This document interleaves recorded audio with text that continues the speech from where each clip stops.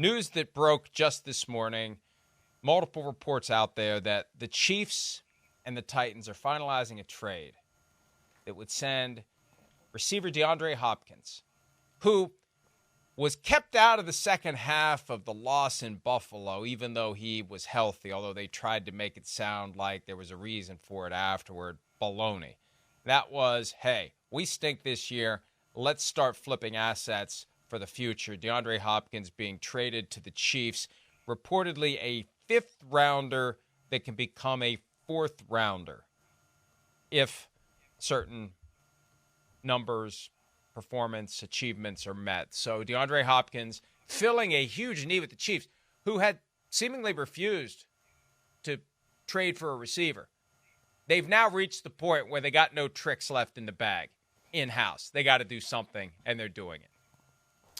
I'll tell you, Mike, this sounds like a lie, but it's 100% true. Probably 10 minutes before the show started, what I was doing some coffee table reading, which is the only kind of reading I do. But I really was reading this book, Chiefs Kingdom. I was just reading this. I was just looking through this book. This is from 2019. I'm like, oh, this is where it started, and just looking at some of their Super Bowl years. And then this announcement comes that DeAndre Hopkins is going to the Chiefs. And my thought was, this is how the kingdom continues. Because we thought this should have happened 2 years ago. You know, DeAndre Hopkins is a free agent, and he's looking for somebody. And he walks into New England. They have him in the building. He leaves and shockingly winds up in Tennessee. I thought at the time, DeAndre Hopkins to Buffalo or Kansas City made all the sense in the world. And although, you said that Kansas City needs a receiver, I say that too, but then they're 6-0. So do they really need anything the way they've been playing and the way they've been able to just win in a variety of ways? Maybe not. But DeAndre Hopkins is such a Kansas City Chief.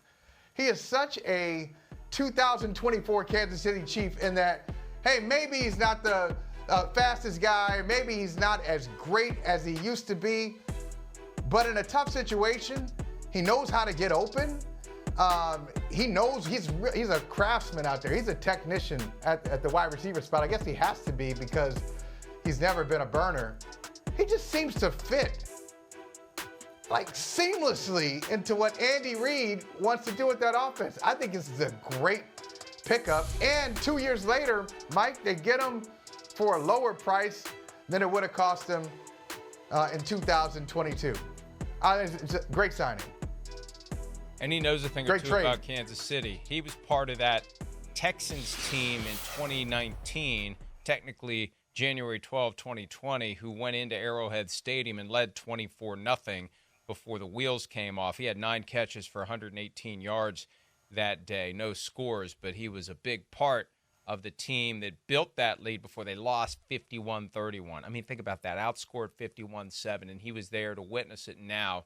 5 years later, he's going to be part of it. And it tells me that the injury to JuJu Smith-Schuster, the hamstring injury, is something that they must expect is going to keep him out for a while, because I think that's the role he fills. The not fast, but can make the tough contested catch, providing Patrick Mahomes with another option at the lower level of the entire field. Because the thing about the Chiefs, you want to, and with Tyreek Hill, they did it, and they're trying to get back to it. You want to force the defense to defend every blade of grass. That puts maximum stress on the 11 players who can go wherever they choose to put them.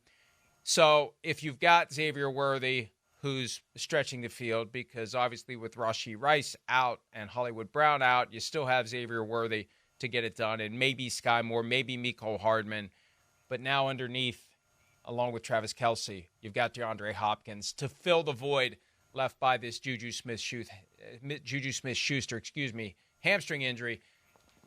And that's what apparently caused them to reach critical mass, where they finally, instead of calling up Sammy Watkins or some other former Chief that they could get as a free agent and not have to give anything up, because we know how these GMs are about their draft picks. They're worth their weight in gold. Every every draft pick is a potential Hall of Famer, regardless of the round. We don't want to give them up. That tells me they reached a level of break glass emergency to do something to try to hold this thing together. They're 6-0, but it's not like they've blown anyone out. It's not like they couldn't be 0-6 in theory, maybe 1-5, 2-4, but they want to get better as the season unfolds. And with all these injuries, at some point, you're getting worse. Mike, you say fill the role that JuJu Smith-Schuster held. I'm going to say redefine. This is it's an upgrade. You know, JuJu at his peak. Okay, at his peak, he was always a really good number 2. In Pittsburgh, he was a number 2 to Antonio Brown. And when he was in Kansas City the first time, he was a number 2, a distant 2 to Travis Kelce. But he's never been a guy that defenses said, okay, we have to change everything we do. We're going to alter our coverage to take out JuJu Smith-Schuster. But DeAndre Hopkins has been that guy. And now you think about where he is. He said, oh, I can go to Kansas City and I don't have to be the guy. You know, I don't even have to be the number 2. I can just go and get open in the slot, which is something he can do in his sleep. I mean, I can't believe that the Kansas City Chiefs just on a random Wednesday morning said, yeah, we'll give up a couple of draft picks and we'll get better. They got significantly better by adding DeAndre Hopkins. I think I agree with you. And I remember vividly when the Steelers traded Antonio Brown, they hoped JuJu Smith-Schuster could become the number 1 receiver, and they quickly realized there's a certain minimum speed necessary to command attention everywhere you go that he didn't have. He was never going to be a number 1. He was going to be a good number 2. And you're right, Hopkins was.